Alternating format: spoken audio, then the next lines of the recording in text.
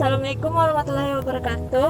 Kembali lagi bersama saya Riza Fitriani Putri dari jurusan Pendidikan Luar Sekolah Fakultas Ilmu Pendidikan Universitas Negeri Padang dengan NIM 200050119.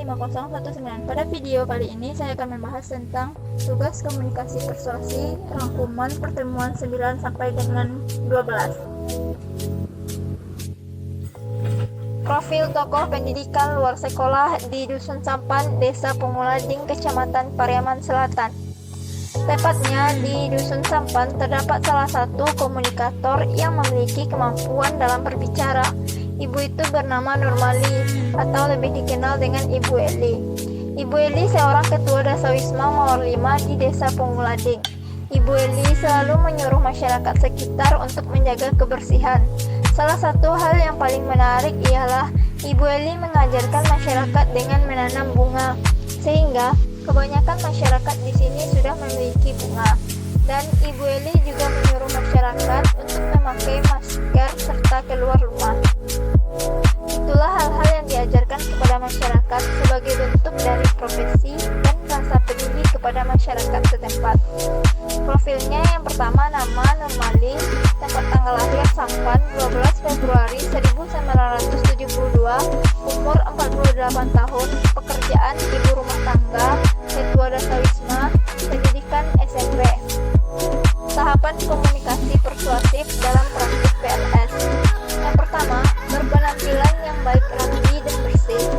Ibu Eli berpenampilan menarik sehingga dapat memikat warga belajar ketika Ibu Eli memberikan pembelajaran, dan warga belajar bisa mengambil contoh dari penampilan Ibu Eli sehingga mereka juga bisa meniru penampilan Ibu Eli. Yang kedua, berbicara dengan jelas tanpa ada rasa takut. Dalam memberikan pelayanan dan pembelajaran, Ibu Eli selalu berkomunikasi dengan warga belajar, bertanya apa saja yang dapat dibantu oleh Ibu Eli. Yang ketiga, menggunakan metode pembelajaran yang menarik. Dalam memberikan pelajaran, Ibu Eli selalu menggunakan media. Salah satu contohnya adalah ketika menyuruh warga menggunakan masker. Ibu Eli membagikan masker dan mencontohkan cara pemakaian masker yang baik dan benar. Yang keempat, mampu mengendalikan emosi karena kebanyakan warga di sini sering tidak mendengar peraturan dari desa, dan Ibu Eli tetap mampu memberikan pelayanan yang baik kepada warga belajar. Salah satu contohnya adalah masih banyak warga yang membuang sampah sembarangan, dan dengan tegas Ibu Eli menasihati warga tersebut sehingga bisa mengubah sikapnya untuk menjadi lebih baik.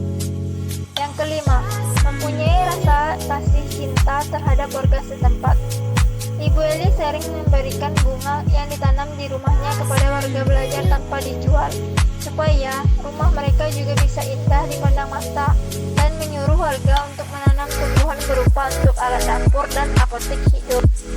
Pesan komunikasi secara tertulis dalam praktik PLS. Pesan komunikasi secara tertulis dapat disampaikan melalui media komunikasi.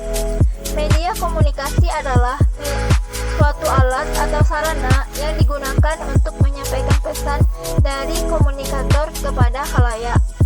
Pesan tersebut dapat disampaikan melalui media berupa yang pertama, spanduk. Spanduk merupakan sebuah media informasi dan biasanya juga dibuat dengan menggunakan sebuah cat atau sablon ataupun dengan menggunakan cat mesin yang berisi propaganda, slogan, atau juga berita yang diketahui oleh umum. Contoh spanduk yang ada di lingkungan masyarakat yaitu spanduk penyuluhan, spanduk pendidikan, dan lain sebagainya. Yang kedua, koran.